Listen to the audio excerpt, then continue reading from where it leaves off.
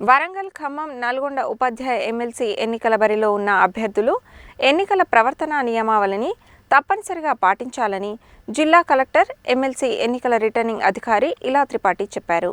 ఈ మేరకు అభ్యర్థులు వారి ఏజెంట్లతో సమావేశం నిర్వహించారు.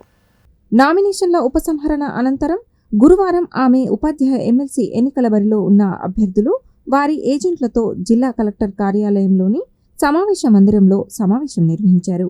ఎన్నికలలో పోటీలో ఉన్న అభ్యర్థులు పాఠశాల సమయాలలో ప్రచారం చేయడం నిషిద్ధమని, అనుమతుల కోసం ఉపాధ్యాయ ఎమ్మెల్సీ ఎన్నికల నియోజకవర్గం పరిధిలో ఉండే ఆయా జిల్లా ఎన్నికల అధికారులు, సహాయ రిటర్నింగ్ అధికారులతో అనుమతులు తీసుకోవచ్చని తెలిపారు. మొత్తం నియోజకవర్గానికి సంబంధించిన అనుమతులను నల్గొండ ఆర్ఓ ద్వారా తీసుకోవచ్చని చెప్పారు.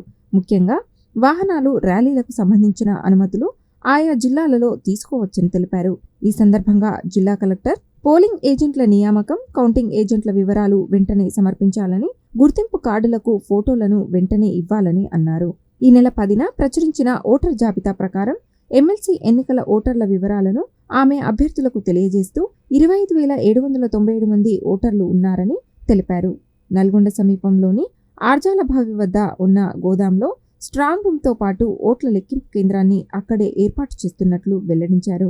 జిల్లా ఎస్పీ శరత్చంద్ర పవార్ మాట్లాడుతూ ఉపాధ్యాయ ఎమ్మెల్సీ ఎన్నికల సందర్భంగా గట్టి బందోబస్తును ఏర్పాటు చేయడం జరుగుతుందని, అభ్యర్థులు ర్యాలీలు, సమావేశాలకు తప్పనిసరిగా ముందస్తు అనుమతి తీసుకోవాలని, అలాగే కాన్వెన్సింగ్ వెహికల్కు సైతం ముందే అనుమతి తీసుకోవాలని చెప్పారు. ఎన్నికల ఏజెంట్ల నియామకంలో ఎలాంటి నేర చరిత్ర లేని వారిని ఎంపిక చేయాలని అన్నారు.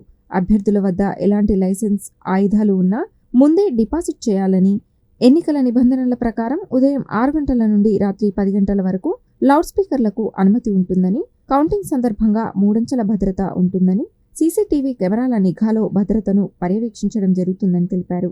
అదనపు కలెక్టర్ జె. శ్రీనివాస్ మాట్లాడుతూ ఎన్నికల ప్రవర్తన నియమావళి, ప్రజా ప్రతినిధి చట్టం 127 ప్రకారం ప్రచురించే కరపత్రాలు, వాటి నియమ నిబంధనలు, అలాగే మీడియా సర్టిఫికేషన్ కమిటీ ద్వారా తీసుకునే అనుమతులపై వివరించారు. ప్రతి అభ్యర్థి ఎన్నికల నియమాలని తూచా తప్పకుండా పాటించాలని, లేనట్లయితే ఎన్నికల నియమావళి ఉల్లంఘన కింద చర్యలు తీసుకోవడం జరుగుతుందని తెలిపారు.